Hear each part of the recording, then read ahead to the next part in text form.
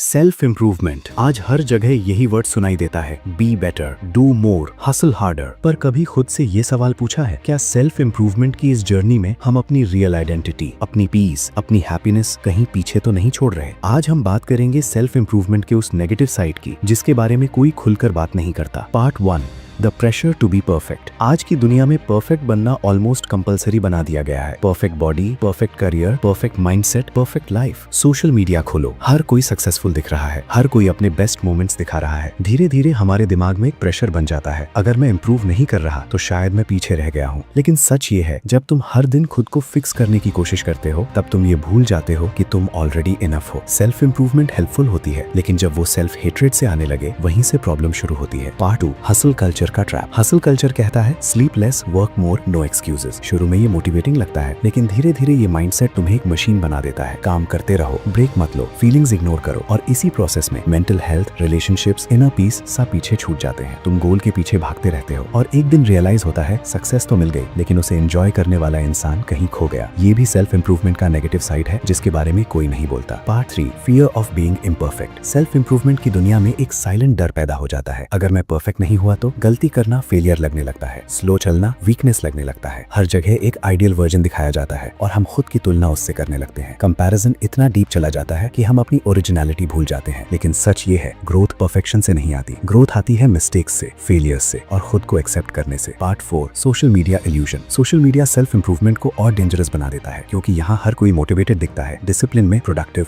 Focused, लेकिन कोई नहीं दिखाता burnout, anxiety, confusion, self doubt. हम भी वही इमेज क्रिएट करने लगते हैं, स्ट्रॉन्ग दिखने की, सॉर्टेड दिखने की, लेकिन अंदर से हम एग्जॉस्टेड होते हैं। यही इल्यूजन है, ऑनलाइन ग्रोथ लेकिन offline emptiness. Part 5, real self improvement looks different. अब सवाल ये है, तो क्या सेल्फ इंप्रूवमेंट गलत है? नहीं, गलत तरीका गलत है। रियल सेल्फ इंप्रूवमेंट का मतलब है खुद को समझना, खुद से लड़ना नहीं। इंप्रूव करना जरूरी है, लेकिन खुद से नफरत करके नहीं। बैलेंस जरूरी है, वर्क और रेस्ट का, ग्रोथ और पीस का, डिसिप्लिन और कंपैशन का। क्लोजिंग, सेल्फ इंप्रूवमेंट एक जर्नी है, लेकिन अगर इस जर्नी में तुम्हारी पीस मर रही है तो डायरेक्शन गलत है। ट्रू इंप्रूवमेंट वो है जो तुम्हें स्ट्रॉन्ग भी बनाए और शांत भी, जो तुम्हें आगे भी ले जाए और अंदर से खाली ना करे। याद रखना, तुम ब्रोकन नहीं हो जिसे फिक्स करने की जरूरत हो। तुम इंसान हो और इंसान होना ही इनफ है।